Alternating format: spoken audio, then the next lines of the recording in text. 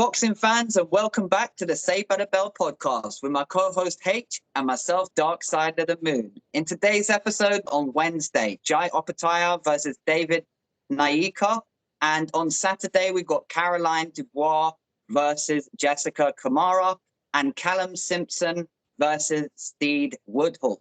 But before we get into all of that, how you doing, H?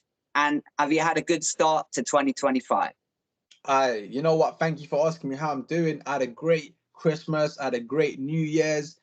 Finished the year off with a bang. Spent some time with family, and now it's 2025, and we're gonna get cracking. This year, you're gonna see our faces saved by the bell. You're gonna see us all over YouTube. You're gonna see us on social media, and you're gonna see us in the streets. You just wait. 2025 is the year of Saved by the Bell podcast. You're gonna see us. Best believe. If you don't know us yet, you will find us. You're definitely going to find out about us by the end of the year. Anyways, I'm good. I'm ready to get the show cracking. This is our first show of 2025. How are you feeling about that? Talk to me. Oh, I'm excited, man. I'm very excited. Last year was a fantastic year of boxing. And I get the strange feeling this one's going to be as good, if not maybe better. I don't know how they can better it, but we'll have to wait and see. So I'm very optimistic about what the future holds for the combat sports world and specifically boxing this year. Hey, listen, I'll give you two reasons why it will be as good, or if not better. I'll give you one reason. It's February the 22nd. You already know what's going down on that whole entire card. The Bitterbier versus Bivol rematch. But let's not even get into that because that's for another episode. And then of course we've got another 5v5. Do you know what I mean? And of course we've got the America versus England. We got listen. It's coming. This is just a little bit of teaser. So it's coming. We're gonna get into that. But anyways, let's get this show started. Shall we talk about Jai Opetaia versus David Nyika? I mean, it's coming on Wednesday, so it's only right we start there, right? Yeah, we can do. All right, cool. So we got Jai Opetaia versus David Nyika this Wednesday. This fight will be for the IBF and Ring Magazine Cruiserweight Championship. Now, originally, Jai Opetaia was supposed to be fighting a guy called Hussein Sin Cara, but unfortunately, Sin Cara broke his ankle in training. That's a sad story. But anyways, we both wish Sin Cara recovery. But end of the day, the show must go on. And saying that, they brought in David Nyika. Now, David Nyika, his pro record stands at 10 wins, 9 KOs. Pretty impressive on paper, but we have to keep it real. We don't sugarcoat nothing. He's fought absolute nobodies. He's fought absolute trash cans. So when you fight absolute trash cans and you fight nobodies, of course your record is going to look good. Do you know what I mean? But we can't take away the 9 knockouts that he's got on his resume. And most certainly we can't take away his amateur background. You know what I mean? Let's just talk about quickly what he's achieved as an amateur. So bronze 2020 gold Olympian. I always say this: if you go to the Olympics and you achieve and you win a gold medal or bronze or silver, whatever it may be, you're something. You're something. You've got some sort of talent. Because not your average Joe can go to the Olympics and pick up medals because you're facing the best from around the world. Do you know what I mean? So we got to give him that. 2014, he won a gold in the Commonwealth. 2018, he won a gold in the Commonwealth again. Do you know what I mean? So we've got to put some respect on his name. But listen. Let's get back on track. Let's not get excited by Olympic medals. You know what I mean? He's facing a guy called Jai Opetaia. Now, Jai Opetaia's pro record currently stands at 26 wins. 20 of those coming via knockout. Serious guy in the cruiserweight division. Do you know what I mean? Explosive power. He's got speed. He's been there with many different styles, many different fighters. He knows what I want. And before we move on, I want to ask you, what's your thoughts on this fight?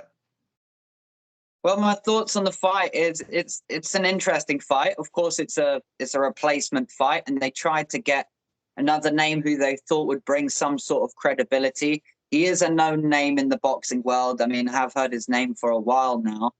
But you look at the record comparison, and the thing that stands out the most between the two fighters is the pro experience.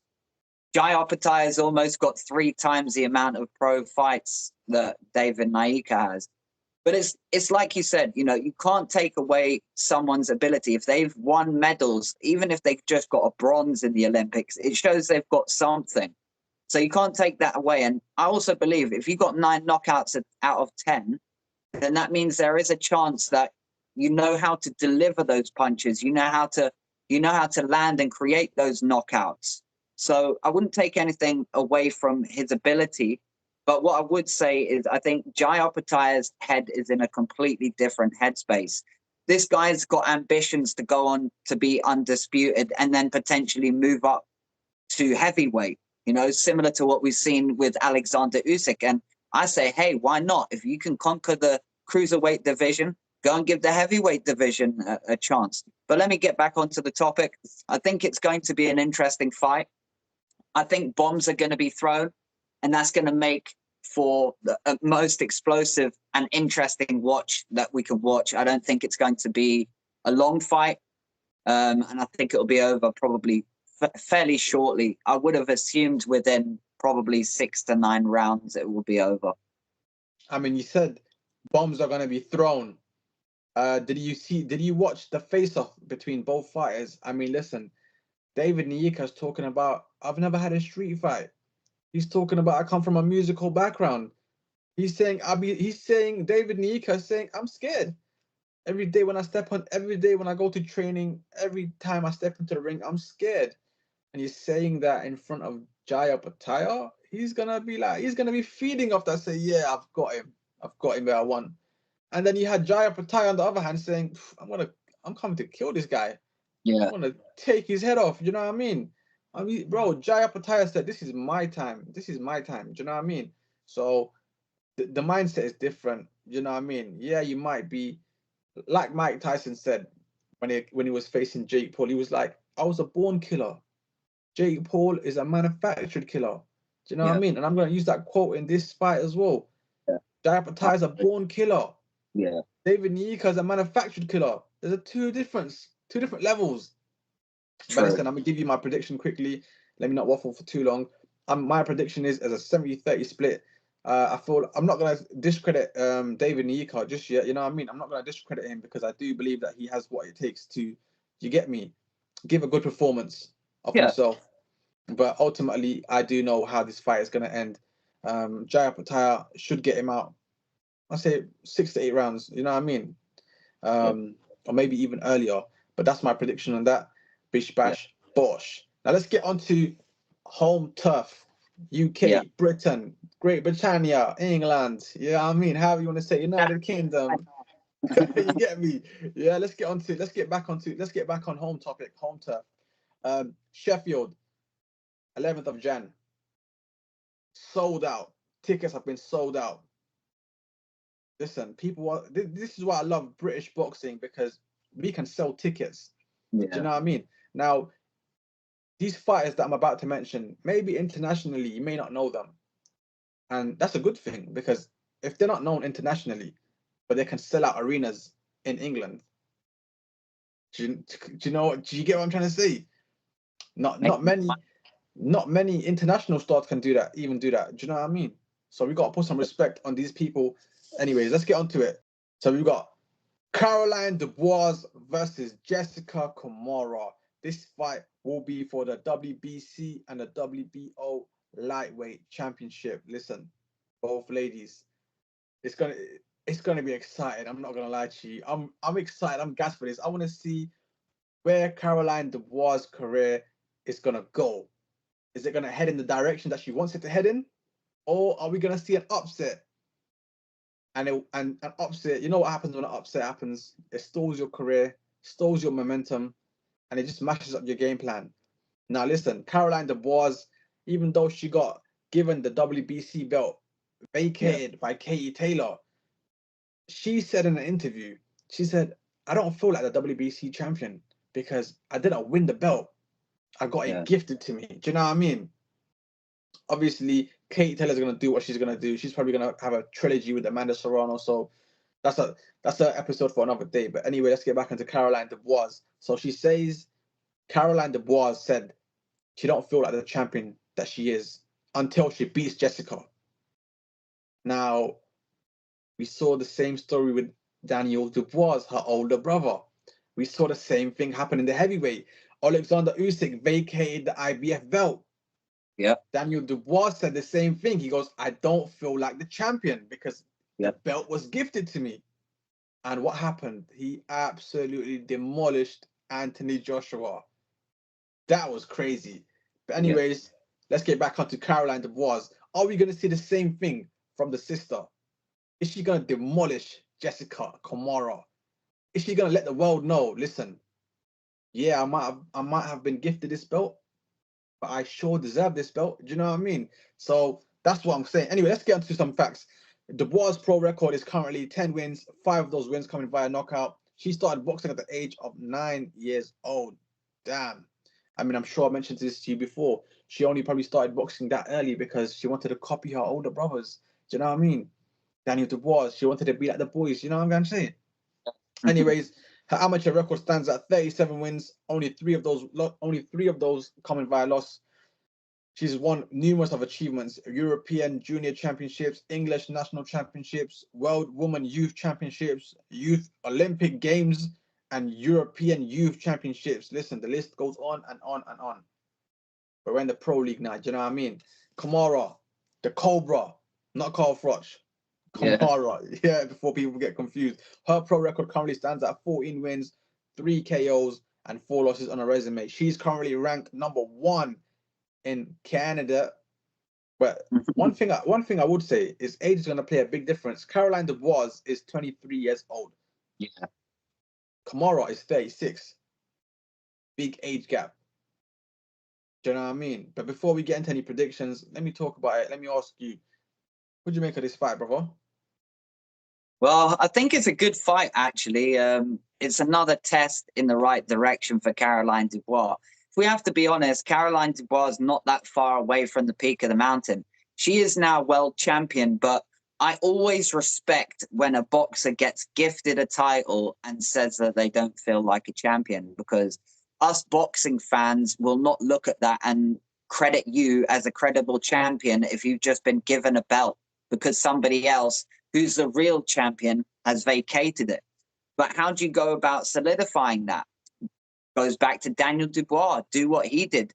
Get a few credible defenses, and then you will feel like a credible champion. So I think it's going to be a good fight. But what I will say is I do think that Caroline Dubois is probably top 5 most talented female boxers out there at the moment. So In I the think world. that... sorry? Are you talking about Britain or are you talking about in the whole world? Yeah, no, I think in Britain specifically, Okay, not in the whole world, but Britain, she's definitely top 5 female British boxers. Hey, maybe even in the world, because there's not that many top boxers I could really put above her. If you think about it, maybe there are some, but let's stick to the UK for now. But yeah, if I'm honest, I do see a demolition job. I see Caroline Dubois really trying to put it on this girl and trying to get a stoppage victory. I think she will want to do that to prove to everyone that she is good enough to be the world champion. And she probably looks at her opponent and thinks, well, you're ranked number 1, but I don't believe you're in my league. And I think the outcome of the fight will probably be, I can imagine there's probably going to be a stoppage in there. Maybe within 6 rounds, maybe within 6. What do you think? What's your prediction, bro? I'll give you my prediction for Caroline Dubois versus Camara. Listen, we've got a textbook boxer versus a banger. Now, Camara being the textbook boxer and Caroline Dubois being the banger that she is. You know what I mean? She's got power. She swings wild. Yeah, this is where Camara and her experience might come into play. She might make Caroline Dubois throw those left hooks, right hooks that she loves to throw, but she throws them wild. And when I say wild, I mean fucking hell, mate. You get me? With no defense, like whoa. So I'm thinking, yeah, maybe Camara might capitalize on her mistakes because she does have experience. You know what I mean? She's a veteran. Like you said, this is not just an ordinary fight. Caroline Dubois got gifted the WBC belt. Yeah. And she wants to prove a point. Listen, just because this belt got gifted to me doesn't mean that I don't deserve this. So she's gonna want to come out and put on a performance of her life. She probably wants to come out and rock Camara to sleep, put her to sleep early, the same way we saw with her brother Daniel Dubois and AJ. Do you know what I mean? Daniel Dubois, after that performance, shocked the whole world. The whole boxing community was shocked because I'm pretty sure 80%, 90% was on AJ, saying, yeah, AJ's got this. AJ's going to do Daniel over. And what happened? Daniel Dubois shocked the world. So I'm thinking this fight is going to be the same way. I feel like this is going to be, if I'm thinking, yeah, on a percentage wise, I'm going to give you 60-40 split, not 60-30 split, 70-30 split. Sorry. Yeah, I'm going to give this fight a 70-30 split. 70 going to obviously Caroline Dubois, 30 going to Camara. If the fight goes a distance, most likely Camara is going to win on points. Yeah. And obviously, if the fight gets stopped early, you know I'll go on. Let's move on now. Let's talk about the main event card. Yes. We've got Callum Simpson versus Steed Woodall. No homo. Before anyone starts throwing yellow cards at me, bro. That's his name. What do you want me to say? Do you get me? Yeah, his name is Steed Woodall. You get me? Anyways, let's get on to it. Now, this is a super middleweight bout. This will be for the British and Commonwealth titles. Simpson's pro record currently stands at 15 wins, 10 of those coming via KO. Big bastard, 6'3". Fucking hell, orthodox. Listen, this kid loves using his jabs. He loves. You know what I like about this guy, bro? This is one thing in boxing that's getting lost is the jabs. Yep. It's such an underrated punch. Yeah. And yeah, a lot of professional boxers seem to not use the jabs. Do you know what I mean? But Simpson, this guy, wow, you're gonna see him all night throwing that jab, boom, boom, boom, boom, boom. Even if it's just a jab to land the punch, land scores, or even to set up his shots, he's gonna be throwing those jabs consistently. And the guy is 6'3". He's like a daddy long legs. He's just gonna be peppering his opponent all night long, bro. Do you know what I mean? Anyways, he's got speed, he's got power in both hands. What more do you want? Let's move on to his opponent, Steed Woodall. Now, Steed Woodall, his pro record currently stands at 19 wins, 12 of those coming via KO, 2 losses and 1 draw. He stands at 5'11", orthodox as well. They call him the Stallion. I was thinking, why did they call him the Stallion? He's not Italian. He's not Rocky Balboa. Why did they call him the Stallion? Well, I guess because the boy's got punch power, serious punch power. You know what I mean? He likes to throw combination shots. Do you know what I mean? He's aggressive. He likes to stand and bang. Now, this is my thing, yeah? How are you going to stand and bang with someone that's 6'3" and you're 5'11"? It's gonna be a hard night of work. Do you know what I mean? It's gonna be a hard night of work. But before we get into any predictions, before we get into any further talks, quickly, what's your thoughts on this fight here, bruv? Thoughts on the fight are it's actually a good fight. When I first heard it announced, I had to do a little bit more digging into Steed Woodall's background and the fights that he's had. And I noticed that one of his most recent fights, he's had a victory against Lerone Richards. And for anyone that does know Lerone Richards will know that Lerone Richards he's not a puncher, but he's technically very good. And to be able to beat someone like that is not easy. Now, the fight did end in a stoppage. So Steed Woodall must have landed some really, really good shots. But it just goes to show you've got to be on guard at all times. Even if you're versing a guy who you think you might be better than, you have to be on point at all times. However, it's that classic thing. It's almost like the boxer versus the puncher sort of thing. You've got one guy who's going to pretty much relentlessly come forward and throw combination shots and keep throwing heavy shots. And you've got another guy who's going to just be popping away with his jab throughout the night, landing the shots, body head, mixing it up and stuff like that. So I think it's going to be a great clash of styles. But from the fights that I've seen from Simpson, I think this will be quite... I have to be honest, unless he gets caught with a really good shot that rocks Callum Simpson, I think it's going to be a fairly easy victory for Callum Simpson, just based on the fact of his range and the fact that he uses his jab a lot. So I'm going to go points decision. I think points decision for Callum Simpson. What do you think? I'll give you my predictions. Listen, like you said before, Callum Simpson, it is probably going to be a fair, easy fight for Callum Simpson. The only hope that Steed Woodall has got, if he lands a bomb on Simpson and rocks his boat, you know what I mean? That's his only hope. But now, how big is that hope? How big of a reality is it? Because 5'11" versus 6'3". Do you know what I mean? It's going to be hard. And let's be real, Steed Woodall is not the best. He ain't got the best footwork. He's not the best technical. Do you know what I mean?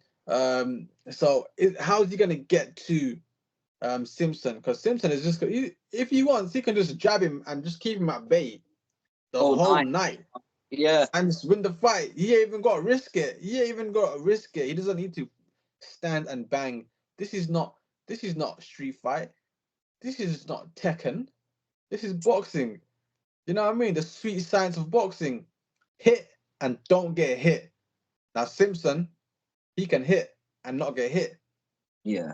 Steed, he hits and he gets hit as well. Do you know what I mean? It's just a matter of who drops first, his opponent or him. Yeah. Listen, I'm going to give this an 80-20 split. 80 to Simpson, 20 to Woodall. If he lands his bomb, it's lights out. If he don't get to land his bomb, we know the fight's going to go to Simpson's favor. You know what I mean? That's my predictions for this fight here.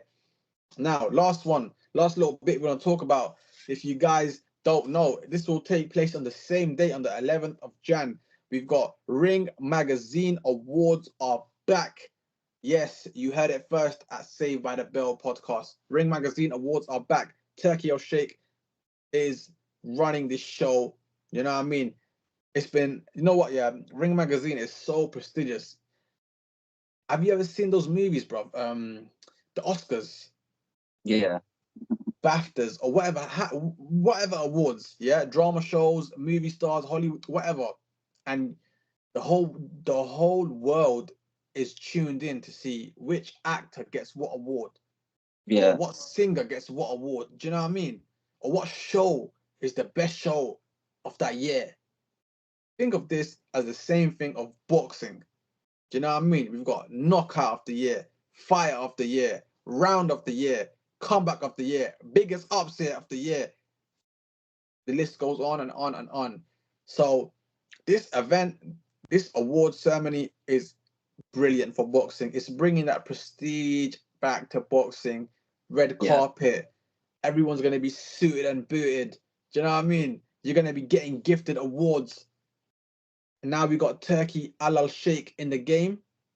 Oh my days. Boxing is coming back to its glory days. Do you know what I mean? Hall of Famers, ex-Hall of Famers. It's crazy. Honestly, it's crazy. Let me ask you, what's your thoughts on this Ring Magazine Awards coming back? And Ring Magazine, the first time it's going to come back, the first time it's making a return, it's in London. Yeah. In our city, bro. Well, it's a shame I didn't know in advance. I would have tried to actually get down there, to be honest. I don't know if it's a thing where the public are able to come and sort of be there at the event or whatnot. But I just think, as a whole, it all goes back to Turkey Al Sheikh. The award ceremonies haven't been running for quite some time now. They haven't bothered to do any of them. And I think I could be wrong on this, I have to fact check, but I think it's about 10 years or so since the last one. So the fact that they're having it back and they're having it in London as the first one, I think is absolutely fantastic. It's like you said, this is more like an award ceremony that everybody wants to get involved in. If anyone's part of the boxing world, they will want to be involved in this event. And I just think it's another one of those things that helps to push boxing, to make boxing more attractive to other people. So I just think it's a great thing. And it's a kind of a shame, because if it was on another day, then it wouldn't be clashing with the boxing, if that makes sense. So it would have made sense if they had it on a different day, but I also understand Saturdays are, most people have days off on a Saturday. So that's probably why they did it then. So my thoughts overall is I think it's fantastic. And it looks like boxing is slowly starting to come back bigger and better than ever. Most definitely, man. Listen, we're starting the year off with a bang. And I'm pretty sure the whole year is going to be nothing but fireworks, nothing but excitement. And if you're a boxing fan, this is the best time to be staying tuned in. And staying tuned in, we're going to be bringing you all the hottest news. We're going to be breaking down the fights. We're going to be giving you information. We're going to be announcing up and coming fights on where? Saved by the Bell podcast. With that being said, we'll see you on the rebound. Bosh. Peace.